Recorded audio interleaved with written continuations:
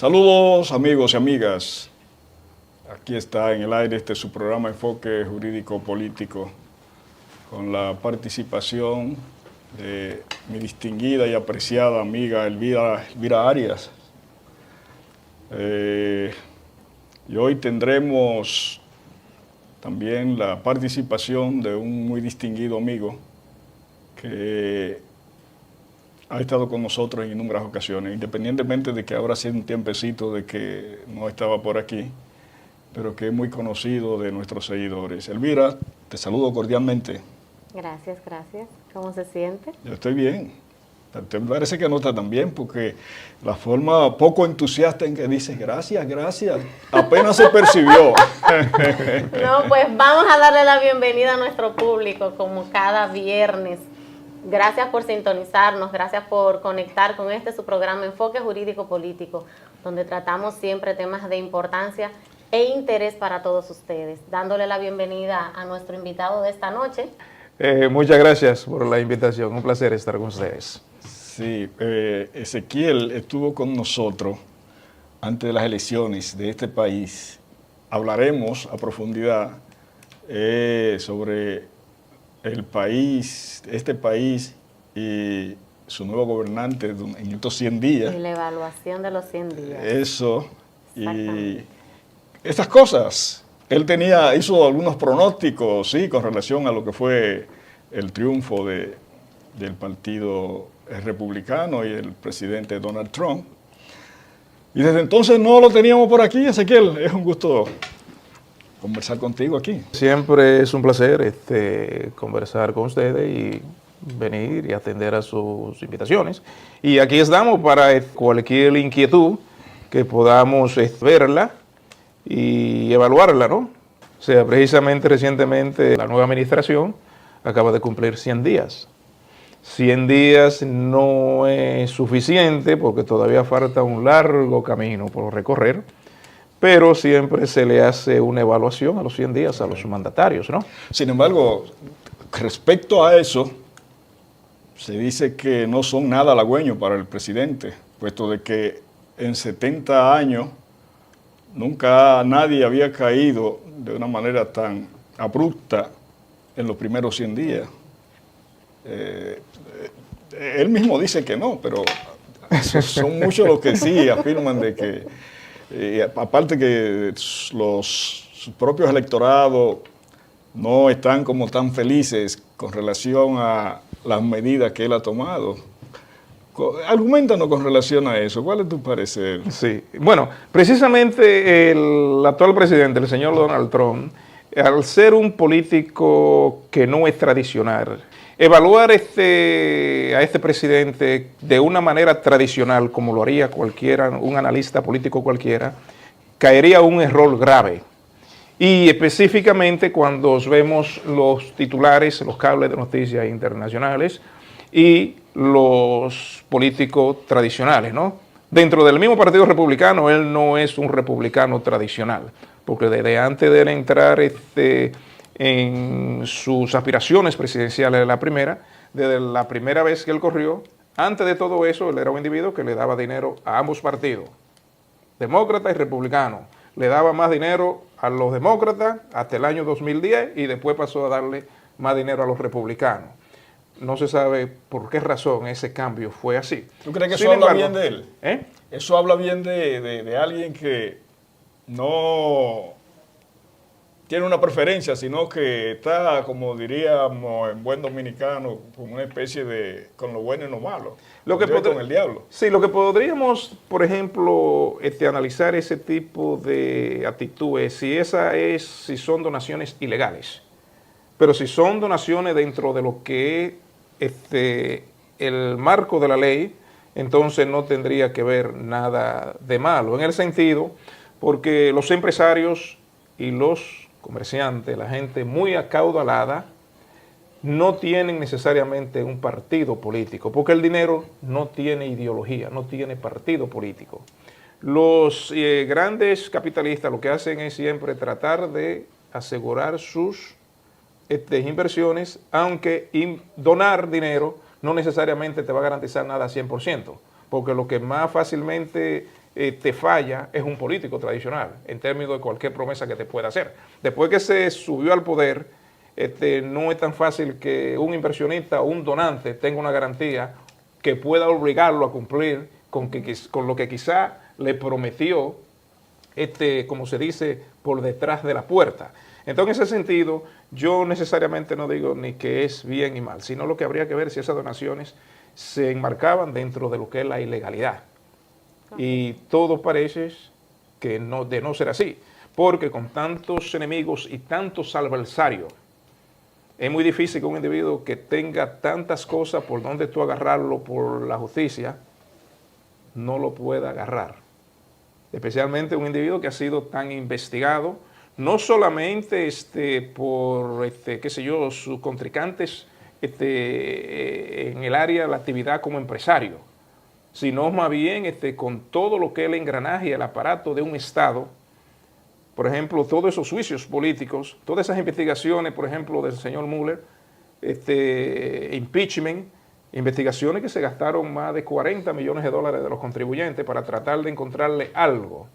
Hay un refrán que dice, y las personas que siempre han estado ligadas al mundo de las investigaciones, que dicen, cuando tú buscas algo en alguien, algo encuentras. Correcto. Entonces, es muy extraño que de eso ser cierto así, que este individuo, con todas las persecuciones, inclusive las más recientes antes de él ganar la presidencia, hasta el extremo de intentar asesinarlo, que por cierto, eso lo que hizo fue que lo convirtió en una especie de mártir, que es un individuo que hasta venció las muertes. Eso lo catapultó a él para realmente ganar la presidencia, porque individuos que no se atrevían a declarar, a hacerle su apoyo público, como Elon Musk, eso fue una de las razones de los incentivos que lo motivó a lanzarse públicamente a apoyarlo. Que por cierto, Elon Musk es el diablo ahora de los enemigos de Donald Trump, especialmente del Partido Demócrata. Sin embargo, cuando le declaró el apoyo público a Joe Biden, entonces resulta que era una especie de santo. De la noche a la mañana se convierte en un demonio. Pero esa es la política y eso es lo que conlleva cuando un individuo entra en la arena política. Sin embargo, el problema con eso, especialmente de algunas encuestadoras, es que no digo que necesariamente no sea cierto, pero que todo no parece ser así. Porque normalmente estas encuestadoras que lo que predicen hasta dónde está su popularidad son las mismas encuestadoras que siempre, desde que él se lanzó, por ejemplo, a la actividad política, son las encuestadoras que nunca le daban ni siquiera llegar a ser barrendero. Esas encuestas están ahí. Entonces ese es el problema. Sin embargo, del trabajo, del Departamento de Trabajo, ¿cuántas plazas de trabajo se produjeron? Durante el mes de abril superó todas las expectativas que se esperaban, que los economistas daban en términos de la creación de empleo. Resulta que durante el mes de abril se crearon 177,000 plazas de empleo nuevos, que era totalmente contrario a todo lo que los economistas estaban esperando. Eso mismo sucedió entonces con lo que es la contracción de la economía. Aún no creo que 100 días sea mucho para un nuevo presidente sanear o moldear una economía de la manera que él cree que debe correr. Sin embargo, todos los especialistas y economistas estaban esperando que la economía se iba a encoger 2,3%. Sin embargo, se encogió solamente 0,33%. Esa parte es un poquito difícil contratarla con esos pronósticos. Sin embargo, en encuestas recientes que se hacen, de los votantes de él, de su gente, solamente un 2% se arrepienten de haber votado por él. Pero cuando se le preguntó a los votantes de Kamala Harris, resulta que un 14% se arrepintió de haber votado por ella y dice que no votaría de nuevo. O sea que realmente no parece como que sus números están tan malos, ni en términos políticos, ni en términos económicos, aún con toda la incertidumbre que para algunos sectores pudieran haber causado esa guerra arancelaria. Se entiende que por lo que el presidente Trump gana las elecciones, por su promesa de seguridad y por la situación económica, su promesa de mejorar la situación económica en el país, controlar la inflación y ese tipo de cosas. Y en ese sentido, según algunas encuestas, los números no le favorecen, porque en cuanto a la inflación, que tú sabes que es la parte más sensible, esta lo que ha hecho es que ha subido lejos de bajar como él había prometido. No se entiende, hay una contradicción con ese, por ejemplo, con esas encuestas, incorrectamente lo que está actuando, porque cuando la persona va a la gasolinera, la persona va al supermercado, evidentemente encuentra los precios más económicos. Por ejemplo, yo le puedo decir... ¿A dónde? Por ejemplo, yo le puedo decir... ¿En cuál supermercado? Bueno, porque por yo voy ejemplo, al supermercado y una compra que yo hacía antes, literalmente, quincenal, con $700. Ahora, compro lo mismo y gasto $1,000. O sea, ¿dónde está la economía? Bueno, mira, yo le si puedo nos decir... comparamos, y disculpe que le interrumpa, si vemos que para el 20 de enero, el presidente Trump prometió que sus primeros 100 días iban a ser los primeros 100 días de un presidente extraordinario. Esos 100 días iban a ser inolvidables. Esos 100 días, yo estuve en estos días escuchando la radio y dicen, o sea, el 90% de las personas que llamaron a la radio decían que lo comparan con la Tercera Guerra Mundial, lo que Donald Trump está haciendo ahora mismo. O sea, ¿dónde están esos beneficios, ese desvalúo, no es desvalúo, esa mejoría en cuestión del supermercado, de las cosas que las personas compran a diariamente? O sea, todo está caro. La gasolina, bueno, todo va a subir. yo no sé... Más los aranceles que ha ido subiendo ese caballero. Sí, normalmente, por ejemplo, mira lo que sucede, por ejemplo, lo que uno tiene personalmente como experiencia y realmente los datos, lo que reflejan los datos, son cosas a veces distintas. Por ejemplo, mire, yo compraba unos huevos que en el pasado lo compraba a 7 pesos. Eso se llegó a subir durante la administración pasada hasta $30. Actualmente lo vi a 14.25. Quizá no es el precio ideal, pero bajo la gasolina ha bajado totalmente. No quizá lo que uno quiere, pero evidentemente eso es así. En el caso de él, por ejemplo, yo no puedo, por ejemplo, decir que por ejemplo, yo puedo hablar en términos de datos, ¿verdad? En términos de reporte, por ejemplo, del Departamento de Trabajo, de la Economía. Entonces, yo le puedo decir, por ejemplo, en términos económicos, en términos de los resultados, en qué consiste esa guerra arancelaria. Le puedo decir, por ejemplo, la inspiración que la nueva administración ha creado en los grandes inversionistas, ese tipo de cosas. Pero en términos ya de, por ejemplo, defender, por ejemplo, al señor Donald Trump, no, él tiene mucha gente para eso. Yo lo puedo hacer en un punto. Entonces, ¿qué sucede? Por ejemplo, la inflación realmente no es verdad que ha subido, ha descendido. Y una de las pruebas de eso es la confianza de los inversionistas. Por ejemplo, solamente el miércoles pasado, la administración actual aseguró una inversión de $8 trillones en los próximos 4 años en Estados Unidos. Comenzando por la Apple, por Nvidia.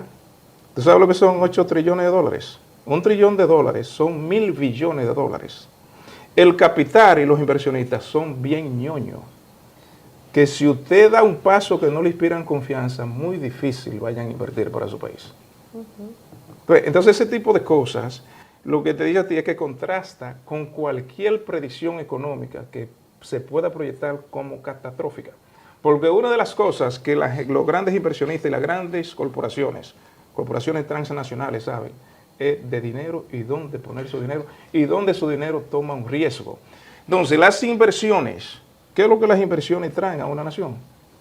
Puesto de trabajo, donde la gente puede ser empleada. Donde hay una inestabilidad económica, los inversionistas no van.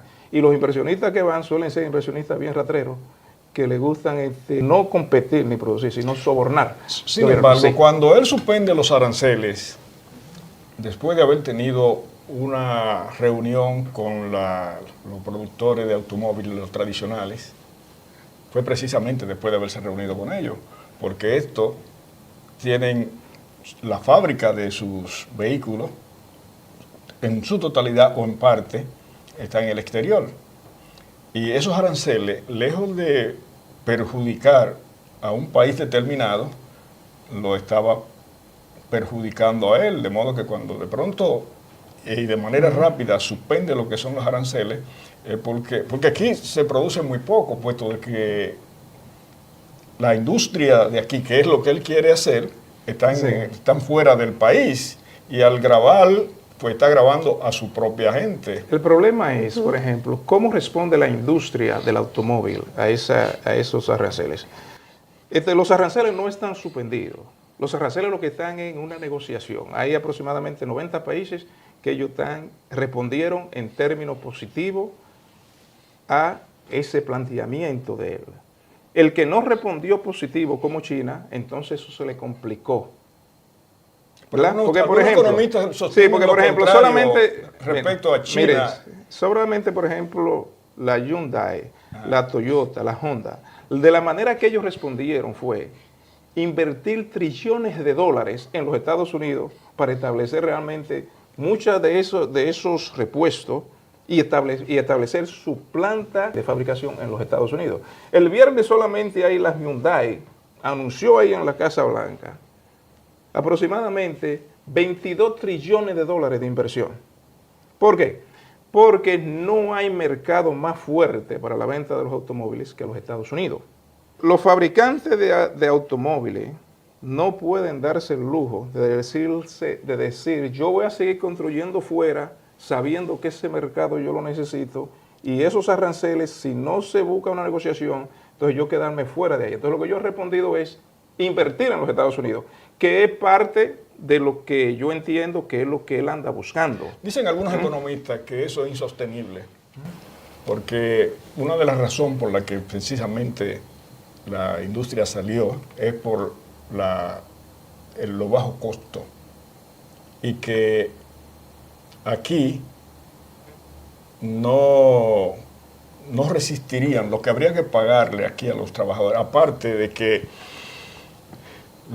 escuchaba a un economista también de que hasta se ha descuidado un poco en cuanto a la preparación técnica de nuestra gente, que esas son cosas que aquí no se quieren decir, porque desde el momento que, dice ese mismo economista cuyo nombre ahora no tengo, lo que se quiere decir que es pro China, pro ruso, y cuando dice que desde mucho antes de ahora,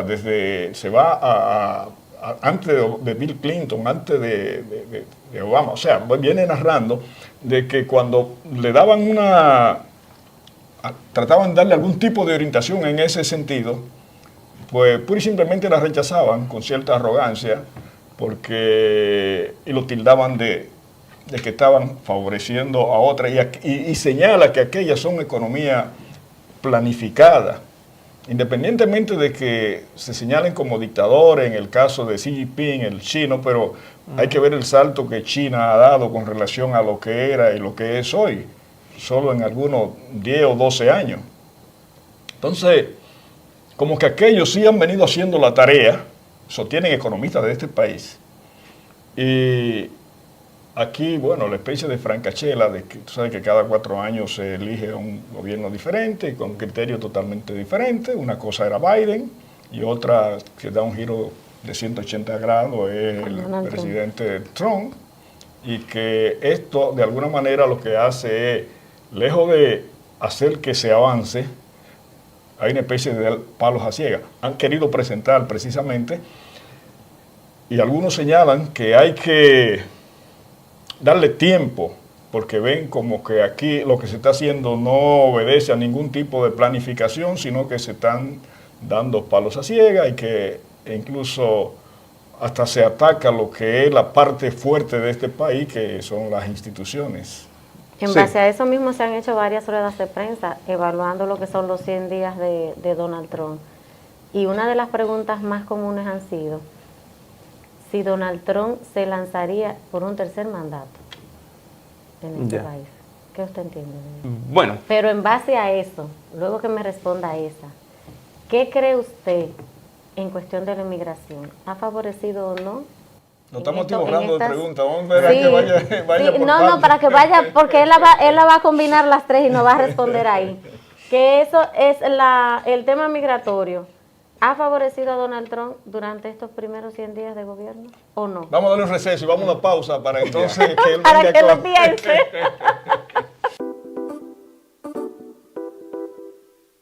Tenemos aquí al profesor Jiménez Ezequiel y se le hicieron varias preguntas. Yo no sé por cuál de ellas él va a comenzar. Sí, bueno, la primera es, por ejemplo, que si el señor Donald Trump pudiera aspirar a un tercer mandato.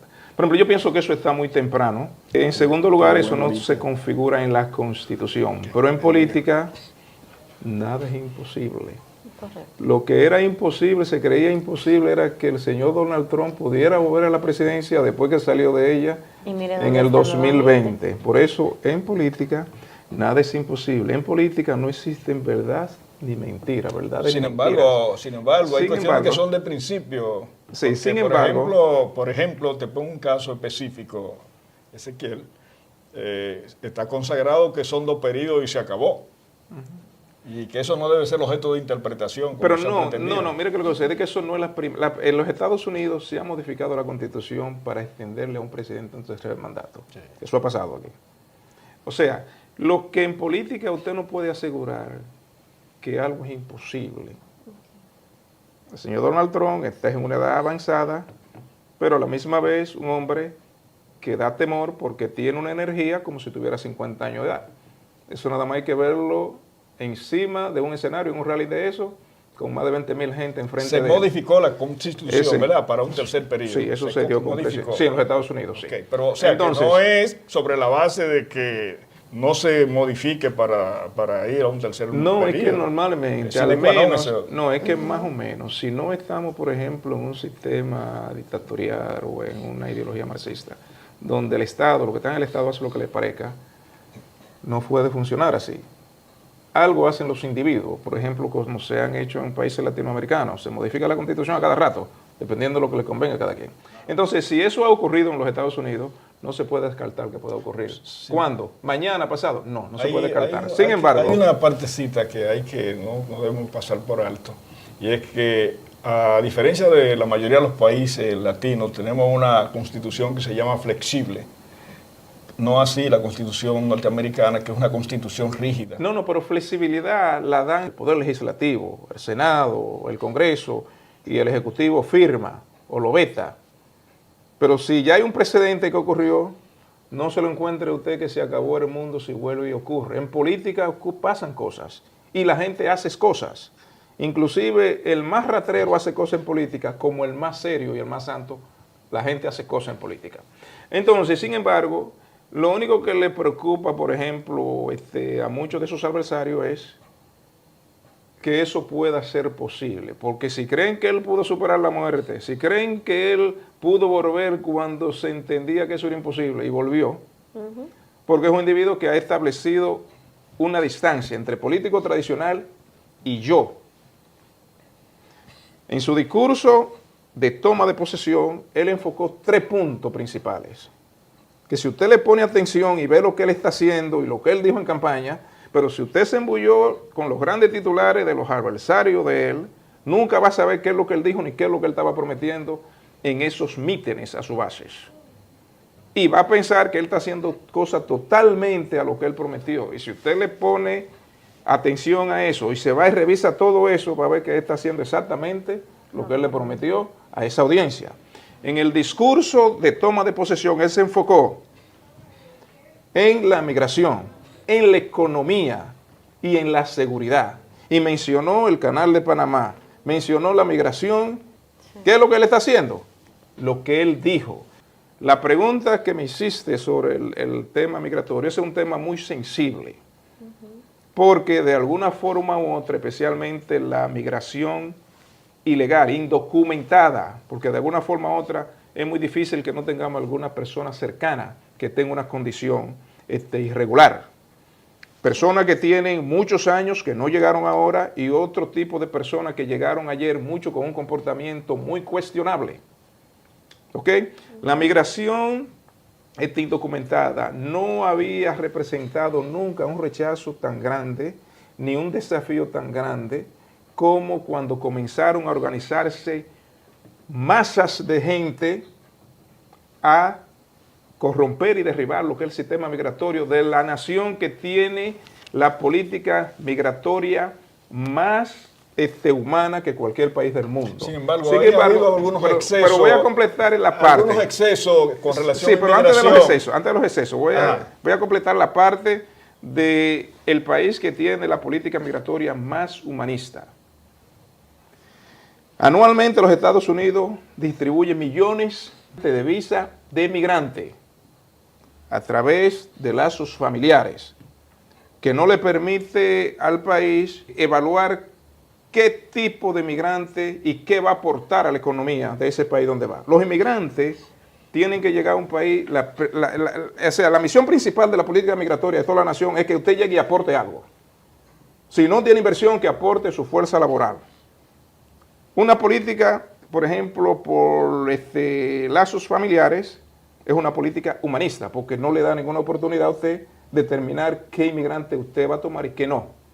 La política migratoria de ninguna nación es de obra de caridad, o sea, el mundo, las naciones no son agencias caritativas, aunque querramos que sea así, pero esa no es la realidad. Entonces, ¿qué sucede? Es sustancial a la formación de lo que es esta nación, porque por muchos años hemos escuchado, y con mucha alegría, de que este es un país que está compuesto por inmigrantes. E incluso el origen de quien preside hoy, pues se sabe que no es de oriunda de aquí, sino que fue de los que llegó también, en las circunstancias en que hemos llegado todos. Y ya no se veía como el que haga un favor con que venga gente, sino que eso es lo que ha hecho grande este país, precisamente la inmigración. Bueno, pero déjeme decirle, el tema migratorio, desde sus orígenes en los Estados Unidos, ha sido bien contradictorio y bien conflictivo. La política migratoria en los Estados Unidos, si usted va al Museo del Inmigrante, ¿verdad? Desde que vinieron aquellas grandes migraciones en la década del 30, del 20, desde Europa, usted va a comprender qué tan duras eran las políticas migratorias de este país. Gente que duraban meses en un barco para llegar aquí, después que llegaban de aquí fácilmente lo examinaban, si tenían un problema de salud, lo mandaban para atrás de regreso.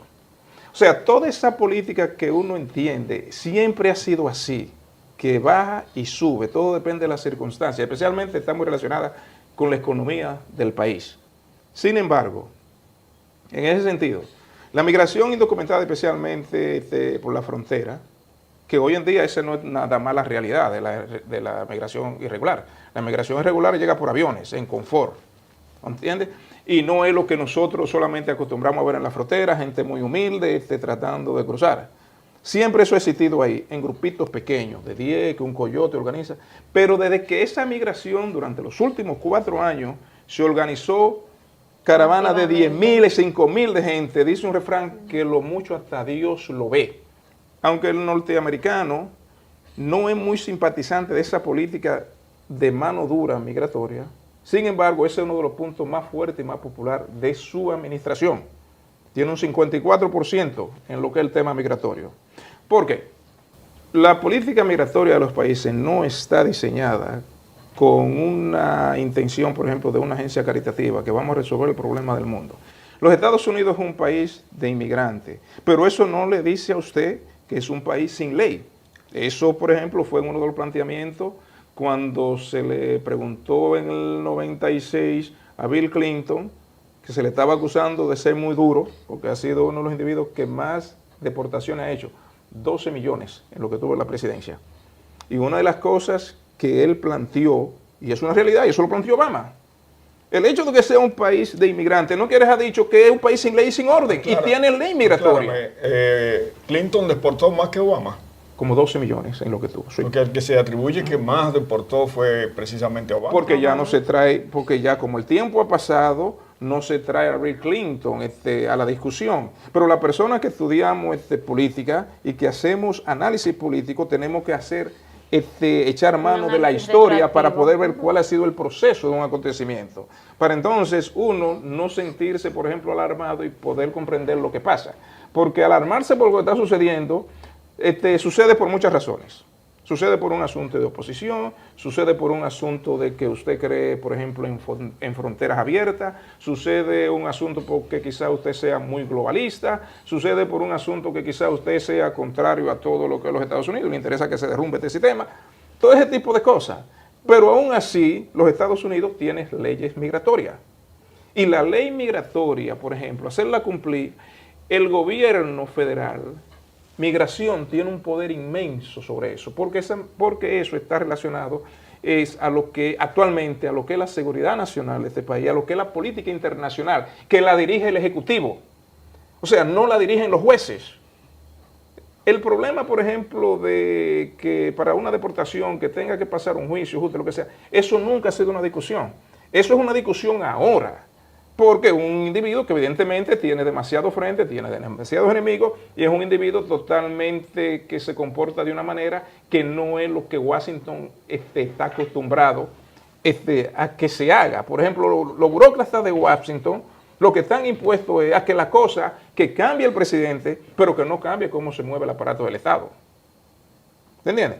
Entonces, en ese tipo de cosas, por ejemplo, mira, hay muchos créditos que este presidente, por ejemplo, yo le doy, y las personas, a veces algunas personas me acusan de trompista por eso. Pero las acusaciones de trompista es porque no tienen argumento para contrarrestar lo que yo le digo.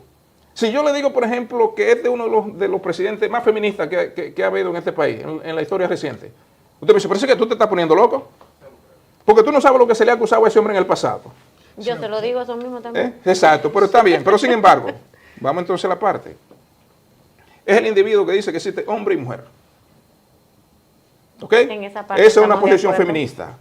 Es el individuo que te nombra la primera mujer jefa del gabinete de la Casa Blanca. Es el individuo que te nombra la primera mujer jefa de Seguridad Nacional. Es el individuo que te nombra la primera mujer directora de la CIA.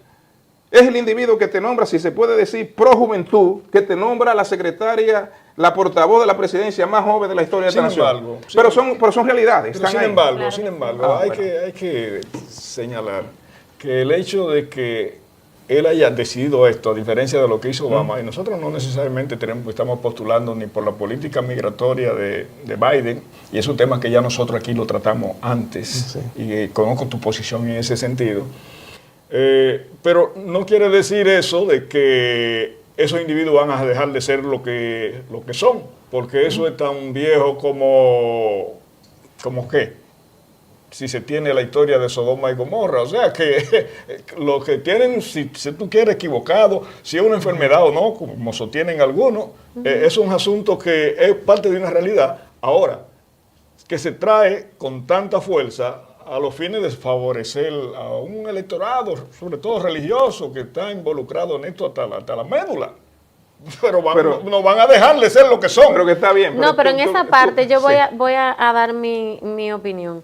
En la parte de que Donald Trump dice, es hombre y es mujer, favorece mucho ahora mismo porque hay varios países que han dado libertad a un grupo de personas que hasta han cambiado la forma de hablar, utilizan letras y palabras que no existen ni siquiera en el diccionario, porque ahora creo que es en Brasil, en Argentina, a un niño de 3 años que dice que se autodenomina como mujer, dicen que sí que es mujer. Un niño de 3 años que no sabe si es o no es, o sea, no tiene todavía la capacidad para discernir eso.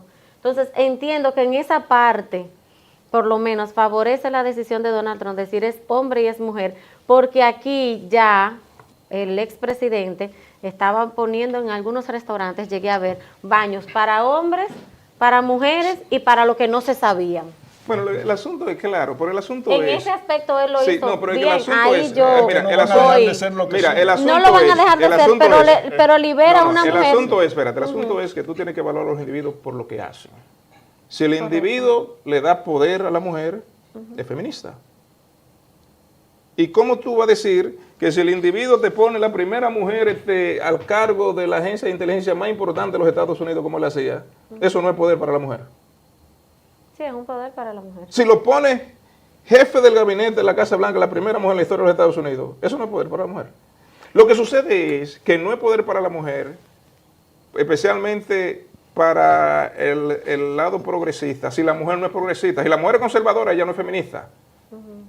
Entonces, ¿cuál es, por ejemplo, uno de los pleitos, pero en su primer mandato, la directora de la CIA, la primera mujer directora de la CIA, eso fue en su primer mandato? Pero Sí, es que, pero también nosotros no discutimos el hecho de que hay facultades iguales y que lo que ha habido en la historia de la humanidad es una gran discriminación. Porque yo soy de los que defiende que la mujer es tan capaz y tan competente como el hombre mismo. Pero que ahora O sea mismo, sí, pero que ahora mismo, señores, Claro. ahora mismo... Lo Que no es un favor que nos está haciendo. No, pero yo me estoy Y refiriendo... hay una serie de patrones no. culturales que, tú sabes, han discriminado No, pero que ahora siempre. mismo estamos enfocados... Independientemente... Sí, pero no nos debemos... ahora mismo mira estamos esta parte, independientemente de que a una mujer tú le des una posición como tal, eso no cambia el estatus de la mujer en sentido general. No, pero es que estamos ahora Correcto. evaluando a una administración, a un presidente y su política. Y el por ejemplo, dice de que él es género. feminista por eso. Yo Bueno, está bien, discrepo está un bien. tanto ahí. Si no se quiere así, entonces está bien. ¿Qué es lo que tendría que hacer para eso? Porque ahora es que él puede hacer algo. ¿Ok? Entonces, ¿qué sucede? ¿Cuál, por ejemplo, es el problema que se está dando en el mundo académico, especialmente en las universidades, con la administración actual? Que la administración actual le dio para atrás a todo lo que tenía la administración anterior, de hombres compitiendo con mujeres en deporte, destruyendo el deporte de la mujer. ¿Tú no te recuerdas en las Olimpiadas cuando esta boxeadora italiana peleó con un boxeador de Questrán, que le dio una trompada a esa muchacha que tenía casi 7 años preparándose solamente para esa competencia, que todavía yo creo que ella no se recuerda ni por dónde fue que salió del ring? Entonces, ¿por qué los progresistas se niegan a eso? Si son tan feministas, ¿por qué quieren destruir el deporte de la mujer? Exigiendo que solamente sea competencia entre mujeres. Entonces, todo ese tipo de cosas, independientemente que uno quiera quitársela o no, él la tiene, son méritos. Tú tienes que darle los méritos a quien lo tienes. Y lo que él sea, y su política y sus decisiones que él toma, eso es lo que tú tienes que evaluar. Pero yo Porque de otra manera, eso es lo que va a dar resultado. O sea, eso es lo que va a dar resultado y va a crear en la sociedad unos resultados y una actitud. Mira, pero el progresismo no puede medirse por ese tipo de cosas que tú estás señalando. Eso no es verdad. No, pero que yo... En sentido general, No, pero que la diferencia del progresismo es el tratar de la brecha en que un grupito lo tiene todo y la inmensa mayoría no tiene nada, se disminuye. Pero está bien. Eso sí es pero está bien, progresismo. son muchos los puntos.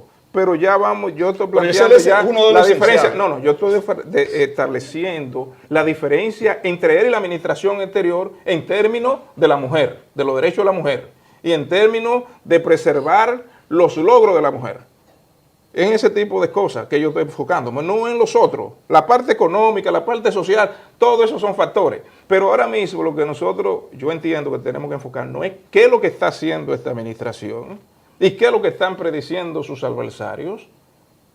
¿Y por dónde anda la cosa? ¿Y cuáles podrían ser los resultados? Porque en definitiva eso es lo que tiene un impacto en la sociedad. Correcto. Lo que es el resultado de lo que esta administración puede dejar. Correcto. ¿Entiendes? Entonces, en ese sentido, por ejemplo, el regreso de él tiene que ver en gran parte, aparte de su audacia, es el mismo Biden, la administración Biden, que le permite a él, le pone la cama para que él vuelva. Correcto. ¿Por qué? Por el desastre que significó esa administración para esta nación. ¿Cómo a ti se te ocurre, por ejemplo, de que tener una frontera abierta? ¿Y podrá tipificarse a Biden como un progresista? ¿Tú lo concibes de ese modo? Bueno, su política de Por él, eso favor, es lo que dice. por Dios. Por eso que yo te digo, Francisco, por eso que yo te digo que no es lo que tú percibas al individuo o lo que él dice, es lo que él haga. Porque esas son las acciones. Lo que tú haces es lo que da un Pero hasta resultado, ahora lo que quien crea ha un dicho impacto. y quien ha tratado de situarlo ha sido precisamente esta administración, que aquellos son para diferenciarse. No, pero que ahora mismo Para diferenciarse, que estos ellos eran progresistas o de manera peyorativa, como lo llaman. Pero que ahora mismo realmente lo que estamos haciendo es una evaluación de él y sus acciones. No es lo que no existe, es lo que está haciendo actualmente. Independientemente si nos gusta o no. Pero independientemente de eso, yo lo que aclaro es que tú lo encasillas entre progresismo y no progresismo. En términos, yo dije específicamente, en términos de la política de género. Es en ese punto específicamente. Lo demás que haya, existe. La parte económica, ¿cómo se ve la parte económica? Entre lo que un gobierno progresista como el que teníamos anteriormente y la de él.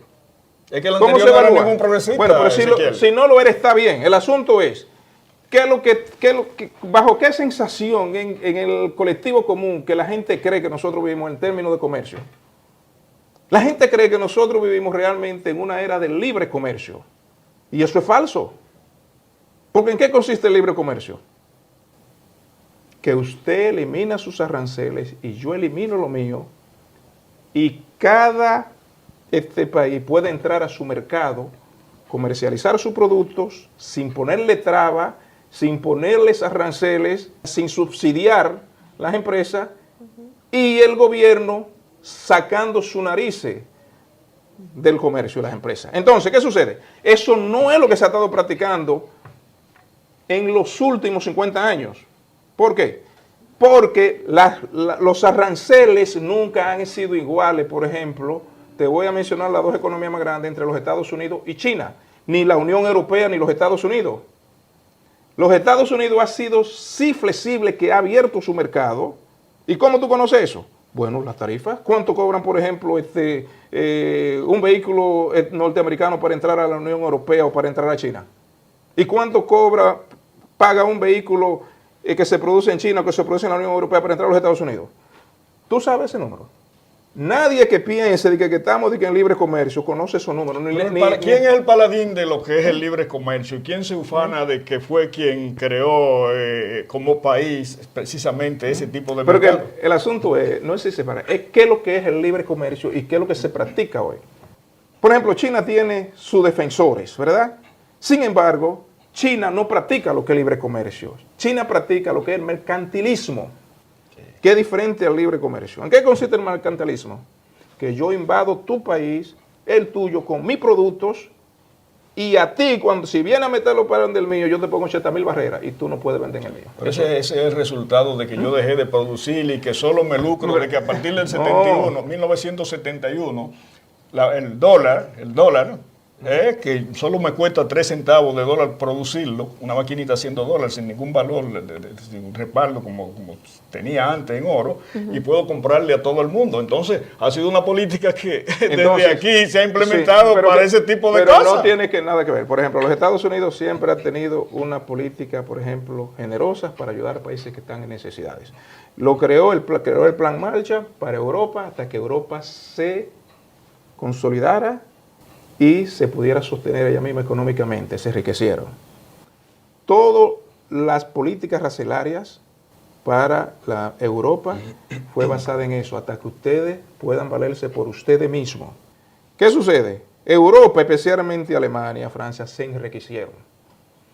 Se quedaron acostumbrados a eso, que si un vehículo se produce en Alemania, por ejemplo, entra a los Estados Unidos pagando un 2 puntos y pico de aranceles, y si es un producto norteamericano, un carro norteamericano, le meten un 26, le meten un IVA que viene casi siendo un 20, entonces llega un momento que los Estados Unidos ya no puede permitir esas cosas. A China se le permitió porque se le concedió lo que era un estatus que los Estados Unidos considera para naciones en vía de desarrollo. Se le considera como país con acceso preferencial al mercado. Cuando se dice en vía de desarrollo, significa hasta que tú te desarrolles. Los presidentes norteamericanos, antes de él, tenían temor a decirle, miren, nosotros tenemos una deuda aquí y tenemos un desbalance comercial con ustedes ya no son pobres, ustedes no son subdesarrollados, ya es el momento que entonces nos pongamos a hablar. Entonces, en este caso... Los aranceles a la China ahora es un 145%. Sí, porque ellos no respondieron como debían de responder. ¿Cómo respondió Vietnam?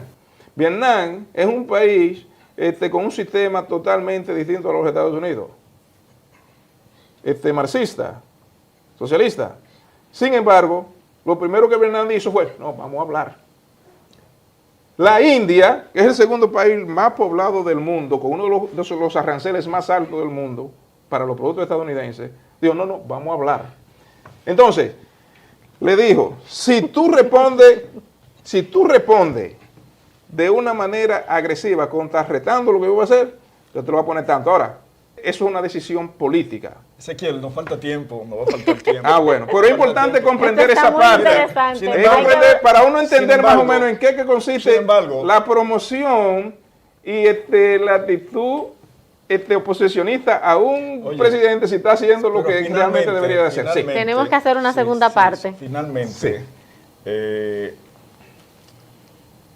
el dólar con lo que es el bridge está amenazado. Francisco, los grandes mercados financieros, grandes inversionistas, quieren el dólar. No cambian al dólar hasta el momento por nada. Ni por James, ni cuál es La esterlina. ¿Eh? La esterlina. Eso no se usa en el mercado internacional, que tiene mucho valor, pero no se usa. Okay. ¿Te entiendes? Lo del BRICS, uno de los grandes mercados y de los socios del BRICS es la India. La India está sentada con Estados Unidos. Nadie puede darse el lujo de perder este mercado. Eso es lo que yo le puedo decir a usted. Este Dicen tema que a estuvo los súper chinos no les interesante. interesa el que el yen tenga más valor que el que tiene. Ok. Porque lo de ellos es vender y nada más. Bueno, pero con esto Bueno, vamos. nuestro director nos está tenemos haciendo más señas que un tráfico. catcher allí. Pero de verdad, ya finalmente, Ezequiel, tenemos que volver de nuevo para... Claro Bueno, que muchas sí. gracias cuando gusten y siempre es un placer. Vamos a agradecerle a todos los que se pusieron en línea con nosotros. Gracias por siempre estar presente en nuestro programa y de esta forma nos despedimos con su programa Enfoque Jurídico Político.